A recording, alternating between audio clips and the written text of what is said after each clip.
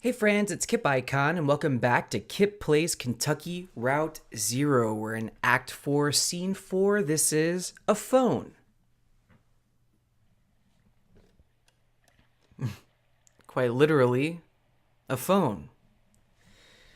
I guess we're going to be here for a minute. Looks like they have a few calls to make. Wanted to bring up one more time that I didn't notice in the first scene of this act, that Conway's arm is now all hard time Z, as one of you said, and also that Shannon is wearing Conway's jacket now. Interesting. Now Conway has like a lei around his neck. That's new for him, certainly out of character. I should probably call someone too. Oh yeah? Who are you calling? Oh yeah, what happened to Julian? I should call Julian. Oh wow, he's got a phone up there? I bet they all share a phone, right? All the birds, the big bird phone up in the sky. This is everything Conway has been saying so far in this act has been completely out of character. He's really loosening up with the more he drinks. That's ridiculous. He uses the one at the museum. Makes sense. Well, I guess I'll head back aboard. Might see if I can find any of the good stuff stashed in the, maybe in the spice cabinet, maybe in the medicine cabinet. That's where it belongs. I see what you did there, Conway. Wow, he is really loosening up the more he drinks. Hell, who am I talking to? Don't listen to me, kid. I'll see you in a few. Oh, Conway. Just stay with us. He's swimming back to the boat. What is going on? Yeah, even that dude went to look. Oh my gosh, he's not even gonna... Wow. Or did they all have to swim here? Maybe they all swam here. You have 23 new messages. Okay. I remember going to a house. I'm gonna turn this part up a couple ticks so you guys can hear We were better. moving, and we were driving up in a white Nissan station wagon with faux wood paneling. And it was the first time that I'd seen the house that I was going to live in for the next 7 years. Will listens to the next message. Being washed in the bathroom sink. Well, that wasn't creepy at all. Will listens to the next message. I was just parking my car. I had to parallel park it. The street that I live on was full, but there was a nice. But it just got cold today for like the first time in a long time. So I had the heat on. And whenever you have the heat on in an old car, it definitely smells a certain way. Now here's my... It smells kind of like, it almost smells, you can like smell that it's hot, Yeah. and you can feel it too, but the smell that it is like from the car itself, like from the engine, Okay. and there's been a lot of smoking going on in that car, so Ah. it's not exactly a pleasant smell, but it's definitely strong, and it's definitely there. And with the windows down, you can also smell that it's cold. So you get both. And that feeling together is super familiar if you've been in old cars a lot. Yeah, I have. Anyway, I was parking, and I had to go in and out about it like 3 times. But when I finally finished parking, it was like perfect. Both wheels against the curb, and that's when I had like the double memory.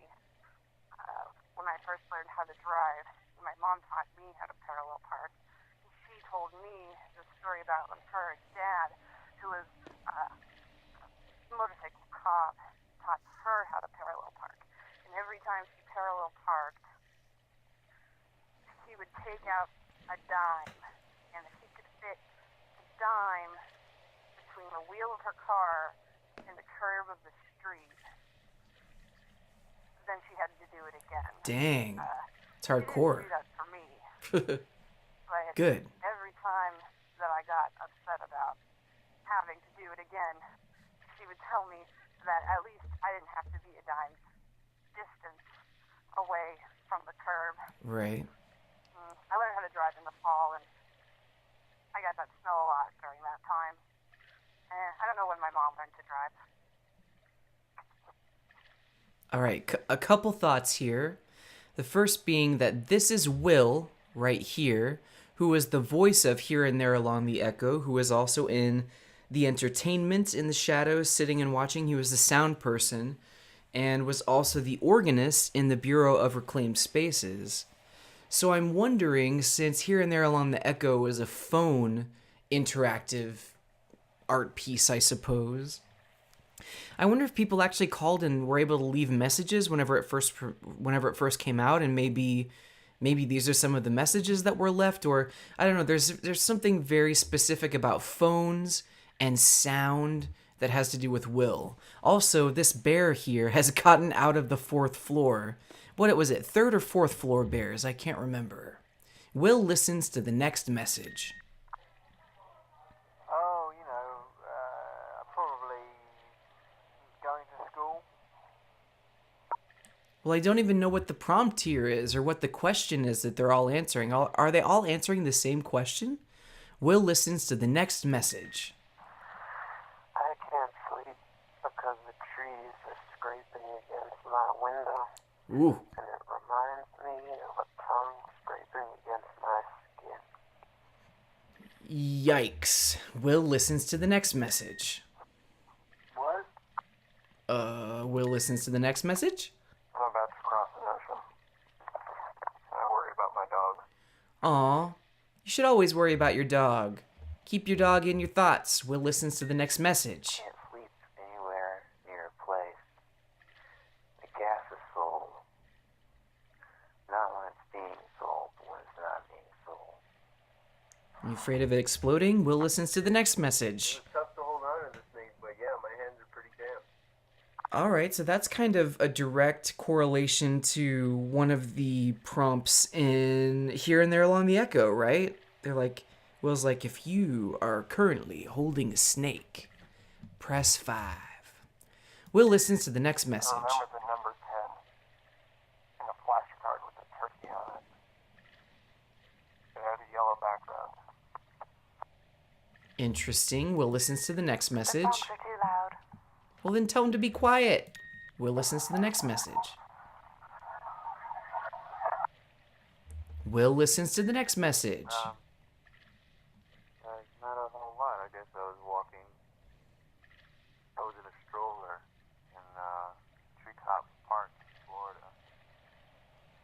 My mother accidentally pushed me into a spider web. I freaked out a lot. That's the first thing I remember. Is the question, what's the first thing you can remember? We were sent for. Ooh. Will listens to the next message. I keep hearing these noises whenever I close my eyes. It's like bells ringing. But the bells aren't metal bells or ceramic bells. They're the kind of bells like normally hear. They're like this weird. I can't even describe the material. It's just resonant. This ringing resonant. And as soon as I open my eyes again, there's nothing. Ooh. Will listens to the next message. I remember driving across an old dirt road. Is that somebody's first memory? Will listens to the next message. My birthday was at a party at McDonald's in Hawaii. I got a toy that I didn't like.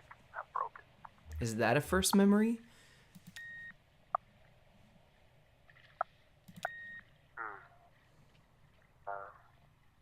Getting caught in the jungle gym. Ouch. I was crying so that monster truck rally that my parents to take me out. Even this was one of those two. That sounds like a first memory, maybe. Seriously? Retreating music. Whether I wear boots or sneakers, my feet always feel damp. Cold and damp.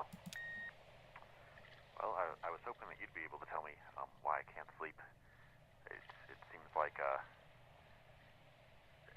it's been a long time, and it seems like it's been it's time to sleep now. Ooh. Try Zequel, friend. Will listens to the next message. Well, Will, you had a lot of messages there, and boy howdy were they weird ones. 1, 2, 3, 4. All right.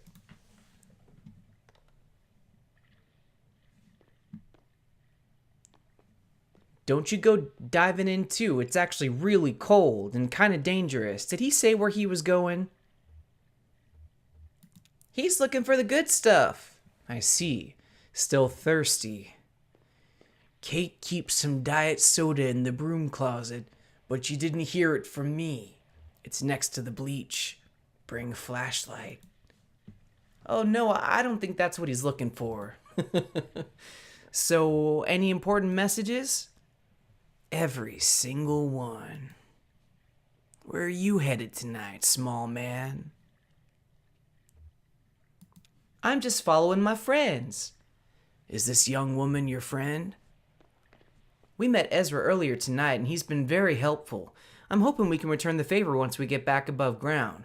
Poor kid was sleeping at the bus station and just lost track of his folks. He'll be all right. He's more at home down here than any of us. Trust me, I have an eye for it. Oh, is it Kate's turn to check her messages? I'll turn it up again. Ooh, look how beautiful this space is. We have not seen this anywhere yet. Kate, thanks for calling. I hope I didn't wake you up. No, I can't really get comfortable enough to sleep anymore, except in the car. Oh, not driving. In the passenger seat, reclined. Eric drove me around the reservoir this afternoon and I got an hour or two in. I couldn't get settled in bed, so I was just watching TV, some cooking show about high-concept junk food, and everyone from my high school chemistry class was there making cupcakes out of old bicycle parts. Sounds like a dream. I think I might have dozed off a bit, actually. Honestly, this baby can come out whenever he wants. I'm completely over it. Good for you. You sound really confident. Oh, it's all an act. I'm actually... The phone line makes a horrible sound. Whoa, God, the phones down here are such a mess. Hey, Kate, I really appreciate you checking in. I have your pager number, and so does Eric, just in case I'm too, distracted or whatever. I'll let you go. I should try to eat something. Ooh. Try some of that lichen oil I left, just to help settle your stomach. Okay, thanks. Maybe I'll just chew on some ice. Talk to you soon, Kate. Hopefully. This is nice that we're getting to see a little bit of the lives of these characters outside of what we know. Just checking in on a client. Did I mention I'm a birth doula? No, you didn't, but wow, that's interesting.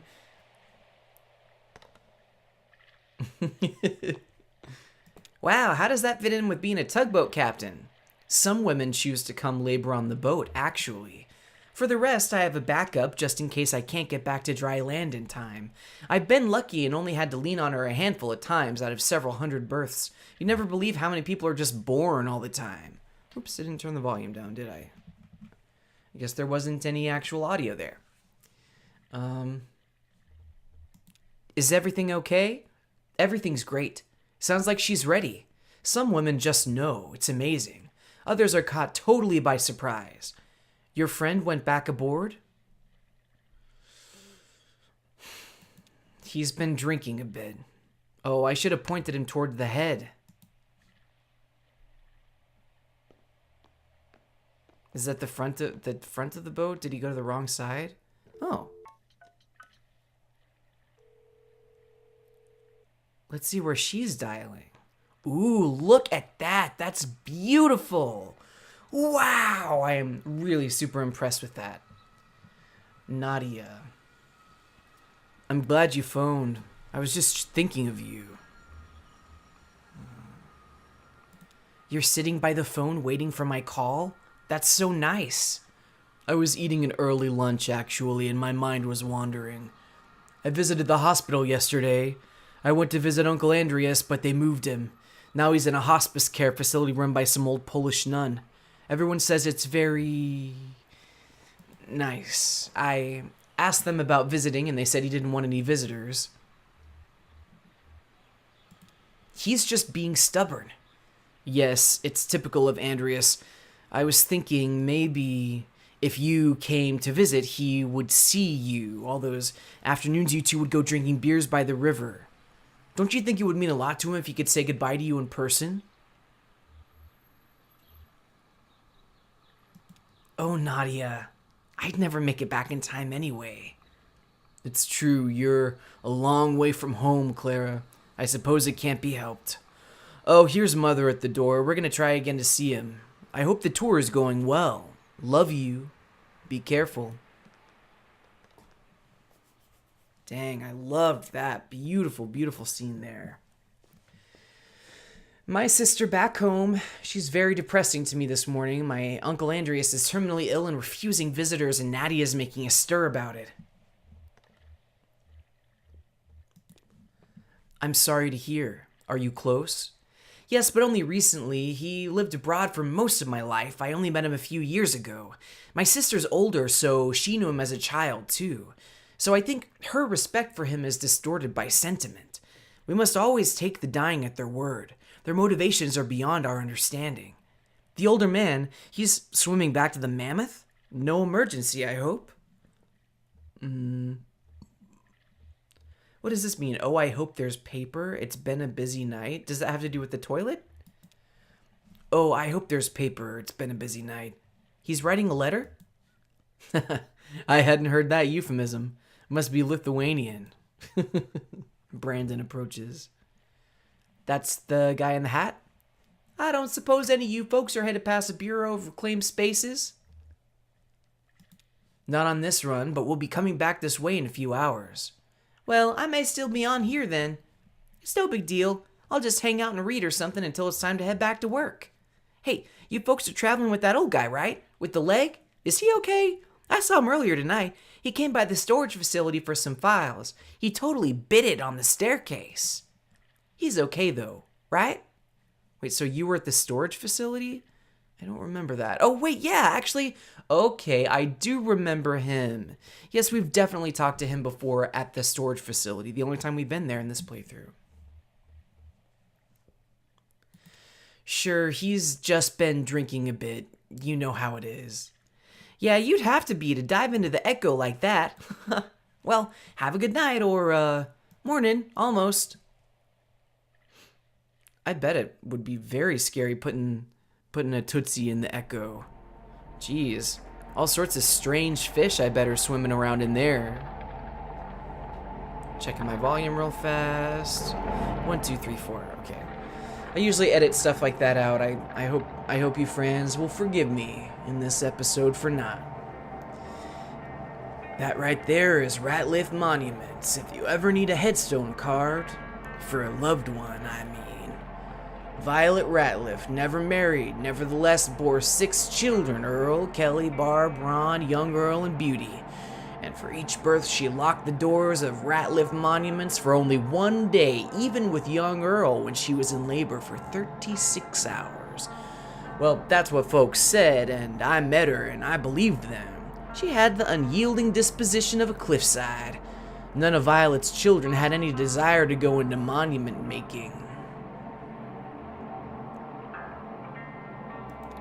Barb was never very good with her hands. She ended up reading scripts in a call center where she only occasionally has to press a button or take down an order. Mostly she talks and listens, which suits her well enough. The run of the shop fell at least to young Earl, the only Ratliff still at home when his mother finally passed at 82, and who then had the honor of engraving her headstone. He's done well, for the most part. I was worried about young Earl. The shop was damaged in a flood several years ago. The showcase, a mock cemetery out front, was mostly washed away. Stone monuments, bobbing violently in the first torrents of the flood, eventually sank and spread along the channel bottom down river in an elongated graveyard for no human loss, visited by eyeless fish and adorned with indifferent wreaths of algae. If a few stray stones end up at the bottom of Lake Leth, too, we'll never know. Young Earl is the last of his short line professionally, and there's nobody around qualified to carve his monument, so he's already claimed one of those at the bottom of the river for himself.